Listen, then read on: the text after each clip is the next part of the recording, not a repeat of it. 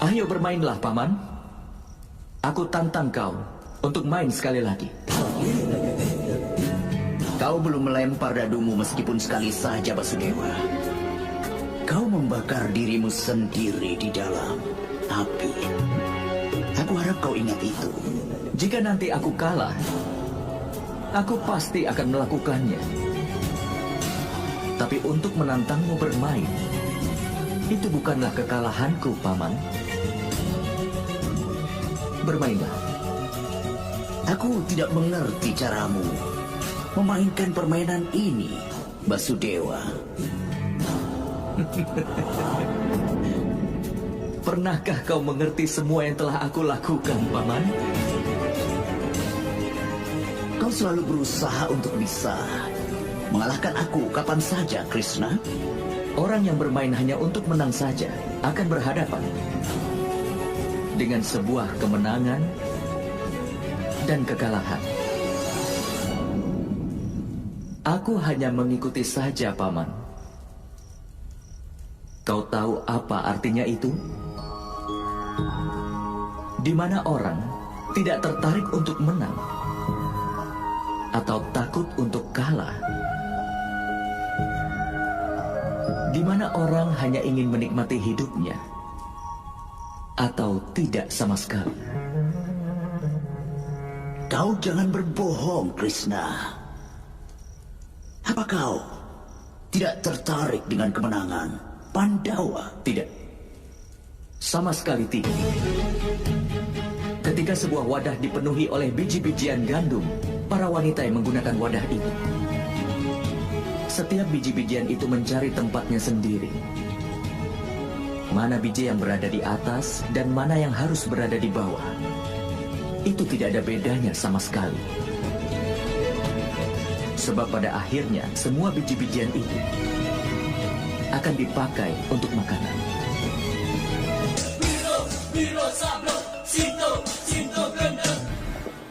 Waktu saat ini sedang mengocok dunia. Benih yang disebut sebagai manusia harus mencari tempatnya sendiri. Ketidakadilan juga akan berada di atas waktu yang tepat untuk dinikmati lebih awal. Kebenaran akan sedikit dilindungi dan mereka akan menikmatinya nanti. Semua orang pasti akan mati suatu hari nanti. Tetapi yang penting adalah kapan dan bagaimana. Aku tidak punya kasih sayang pada siapapun. Aku hanya percaya kemenangan dari kebenaran.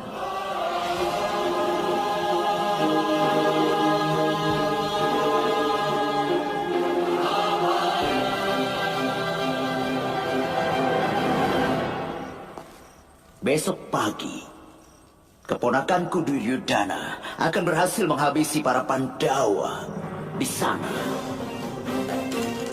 Dan kau harus membakar dirimu di dalam api. Itu akan menjadi kemenanganku nanti. Dan kata-kataku akan menjadi kata-kata kebenaran. Paman Sangkuni. Basudewa, Apa kau benar-benar yakin kalau Pangeran Duryudana akan memiliki perlindungan untuk tubuhnya? Atau apakah masih ada bagian lain yang tidak terlindungi di tubuhnya?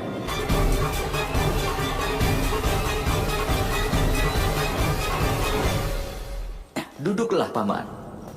Kalau kau pergi, permainan ini tidak akan selesai. Dan kau harus membakar dirimu sendiri di api.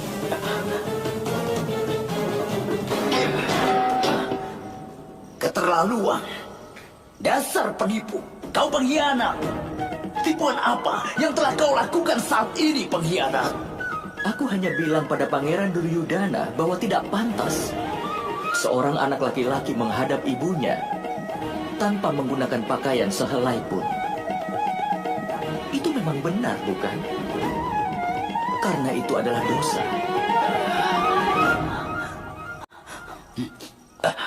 Paman, aku belum melempar daduku sekalipun. Dan kau sudah menyerah?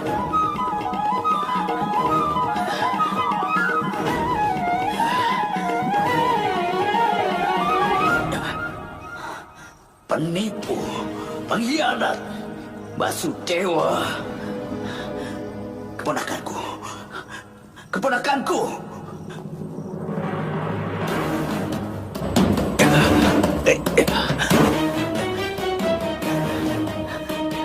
Keponakanku.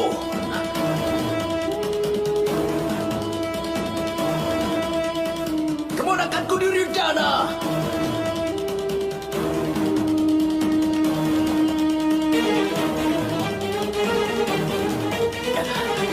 Keponakanku Duryudana.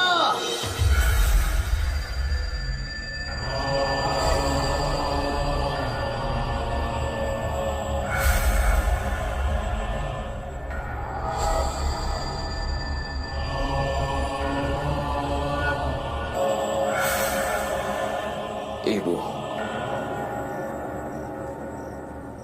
Anakku, hasil meditasiku akan melindungimu, nak.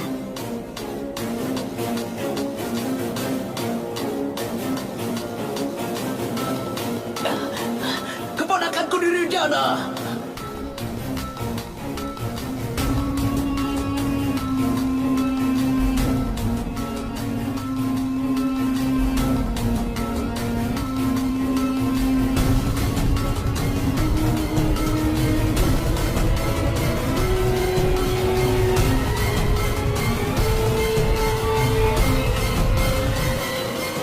Keponakanku.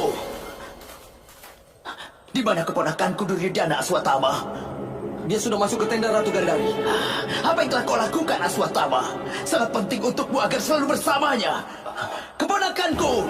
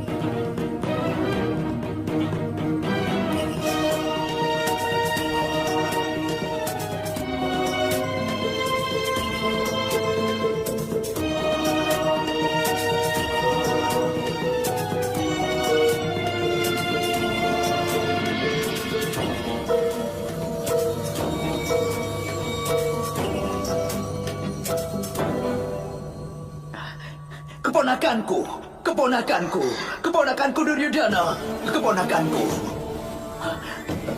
Raja Gandhara, apa dia tidak kuat menahannya? Atau pingsan karena dalam bahaya? Tidak. Dia memiliki kemampuan untuk menahan kekuatan tersebut. Aku hanya menyesali kenyataan. Bahkan setelah semua ini, hidupnya masih tidak terlepas dari orang lain. Apakah dia masih dalam bahaya sekarang? Apa maksudmu, Kak? Iya, adikku. Dengan ditutupi daun seperti ini, di bagian pinggangnya, itulah kelemahannya. Apakah kau sudah memberitahu dia untuk membuka semua pakaiannya? Aku sudah beritahu Raja Gandhara. Tapi aku tidak tahu kenapa dia menutupi dirinya dengan daun pisang. Aku yakin semua ini sudah direncanakan oleh Krishna. Dia pasti telah mempengaruhi pikirannya dengan ketidakyakinan. Aku yakin dia juga sudah merencanakan sesuatu besok. Di dalam pertarungan gada, Bima pasti akan menyerang bagian paha dari keponakanku dan kemudian menghabisinya. Tidak mungkin Raja Gandhara menyerang bagian bawah dalam pertarungan gada. Bertentangan dengan peraturan. Pelanggaran peraturan perang sudah terjadi sejak hari ke-10 perang ini. Sejak setelah kematian dari Bhisma yang agung. Tidak. Anakku tidak boleh mati. Dalam keadaan apapun anakku tidak boleh mati. Aku telah mengorbankan semua hidupku layaknya seorang pertapa. Aku telah mengalami penderitaan yang tidak terkatakan demi anakku. Jika hidupnya tidak dapat diselamatkan, untuk itu aku bersedia mengorbankan hidupku, Kakak. Tapi anakku tidak boleh dihabisi. Anakku tidak boleh dihabisi, Kakak. Basudewa Krishna, kau mungkin tahu cara untuk mencapai kemenangan. Sebuah permainan tanpa harus bermain. Tapi aku Sangkuni